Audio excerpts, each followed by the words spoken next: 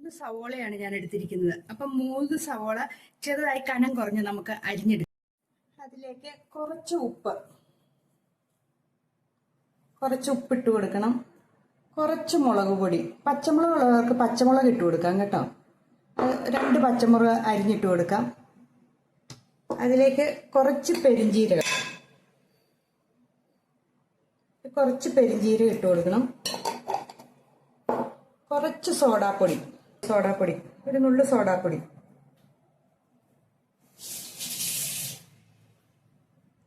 ഇത് നന്നായിട്ട് ഇതങ്ങ് കുഴയ്ക്കണം.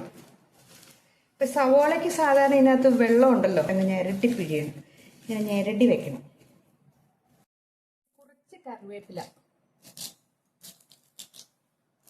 കറിവേപ്പിലൊക്കെ ഇച്ചിരി കൂടുതൽ ഇടുന്നോർത്ത് കുഴപ്പമൊന്നുമില്ല കേട്ടോ. ഒരു കുറച്ച് ഇഞ്ചി, ഒരു ശകല ഇഞ്ചി. ഒരു 1/2 ഗ്ലാസ് മൈദ ഇട്ട് കൊടുക്കണം. എന്നിട്ട് നന്നായിട്ട് നമ്മളിങ്ങനെ അങ്ങ് ഞെരടണം.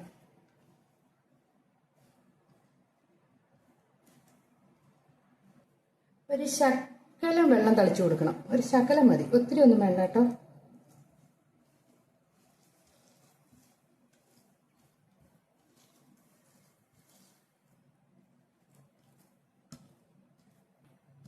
ഇതൊരു അരമണിക്കൂർ നേരം നമ്മൾ റെസ്റ്റ് ചെയ്യാൻ മതി. അരമണിക്കൂർ കഴിഞ്ഞിട്ട് നമ്മൾ ഉണ്ടാക്കിയാൽ മതി. ഇതൊരു 3-4 എണ്ണത്തിനുള്ളതേ ഉള്ളൂ കേട്ടോ. അരമണിക്കൂർ ഇരിക്കട്ടെ എന്ന് വെക്കുക.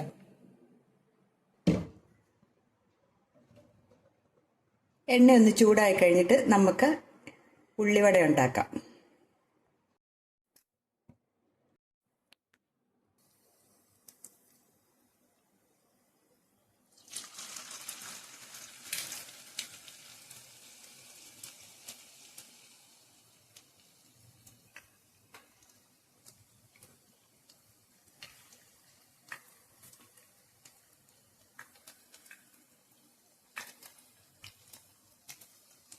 നല്ല കളറുണ്ടായിരിക്കും കേട്ടോ.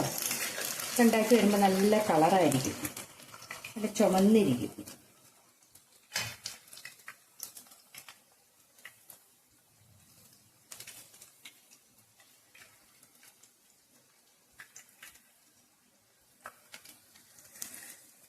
മൂത്തുകോരി എടുക്കാറായി നമുക്ക്.